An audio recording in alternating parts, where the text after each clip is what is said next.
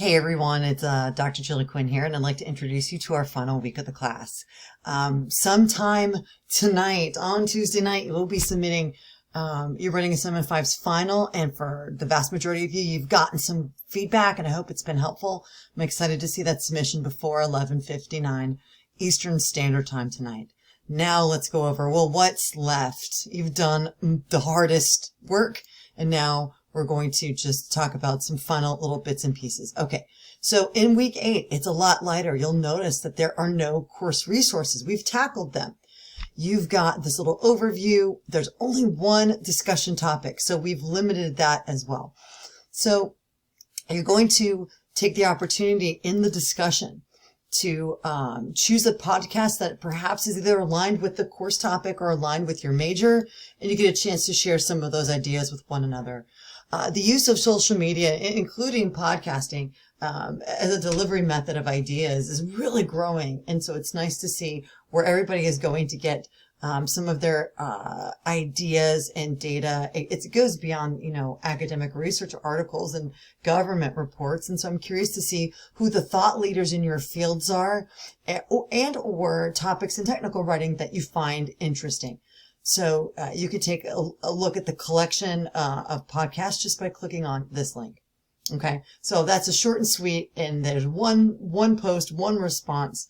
Main post Friday, responses due Sunday. Okay, now as to your final assignment, you've got one. Let me show you what it looks like. I'm actually going to go a different way because professors have a little bit of a different view than students do. Let me see. Let's take a look at this assignment overview. It's not a paper. You should be pretty happy about that. We're actually revisiting the internal report to the supervisor. So you've done all of the research and work. Okay. What you're going to do is this is that internal presentation to peers, and you'll prepare. It can be a PowerPoint. It can be Google Slides. It can be Prezi. It can be whatever type of presentation software you want. It doesn't have to be PowerPoint.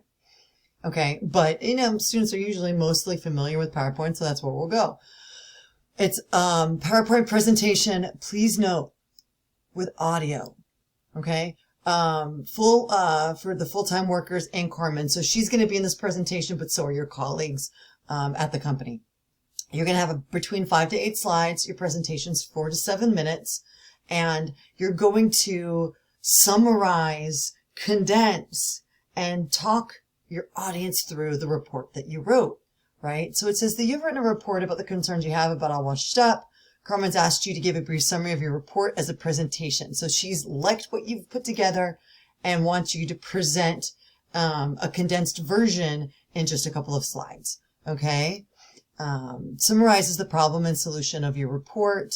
I actually have no problem with you creating an audio, an MP4, or a YouTube recording with a link, and just watching you present it. I actually think that flows a little bit better than the PowerPoints with you embedding audio on each slide, which is kind of labor intensive. If you want a tutorial on how to do that, I'll actually probably post that as a separate link. My favorite software is, it used to be called Screencast-O-Matic. It's now called ScreenPal, and it's free. As long as your recording is under 15 minutes, it's free for educational purposes. And it's a software that's built into a lot of learning management systems like Canvas. I know we use Brightspace/Leo, but it's a really trustworthy, very well-known screencast. It used to be called Screencast-O-Matic. But I'm going to make a recommendation that you consider playing around with that tool, and you just create your video of you going through the slides, and then I could just play, and I could just watch your video. So, and that's how, by the way, if you've been watching my feedback, I've been using the ScreenPal to create those videos for you. When I give you that link, you'll just submit your link for me, and that's how you can do it, or you're welcome to upload a PowerPoint slide. I'm fine with variety for this. I just want to hear and see your presentation to Carmen. Okay, so how to delete audio, and there's some little tools on how to sort of build that and put that together. Now let's take a quick brief look at the assignment's rubric. It's short and sweet. You'll see here that it says number and relevance of slides. You're supposed to have 5 to 8 slides. I don't worry so much about a title slide, but we're talking 5 to 8 slides of content. You're supposed to have graphics in your slides, and remember, data-driven graphics, not just graphics like a clip art or a picture of a keyboard, something just a little bit more specific. And then how long is this presentation? I also tend to do a little bit of a ding if the presentation ends up being like 13 or 14 minutes. The idea is short and sweet. That's the task you've been given. And so don't try to go too long. Don't go too short. Try to find the Goldilocks zone. That may mean a little bit of practicing with that presentation, but I hope you have fun with this. You get a chance to go back and look at the content that you prepared. And as a technical writer, you will often have to have longer forms of documents and then the shorter executive summaries. And then sometimes you have to dabble with, well, how do you deliver this in bits and pieces? Keep in mind best practices when you're doing PowerPoint slides. And some of those best practices happen to be you don't want to just cut and paste the problem and solution section of your report. You want to distill it into points, and you don't just want to read from your slides. Your slides are prompts, and you use those slides to then show how well you have concept mastery of the situation by talking beyond the little bits of data that are on the slide. The slide captures the reader's attention, or the participant in the presentation's attention, and you use it as a launching off point for your 4 to 7 minute presentation. So I'm not expecting it to be wildly long. You can use the images from your presentation.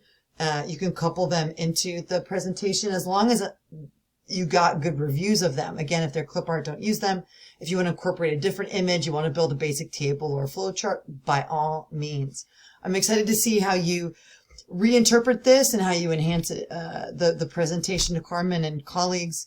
And that is that for the class. So I'm excited to see your discussion and your presentation. And I look forward to, during the next week, giving you final feedback on writing assignment 5.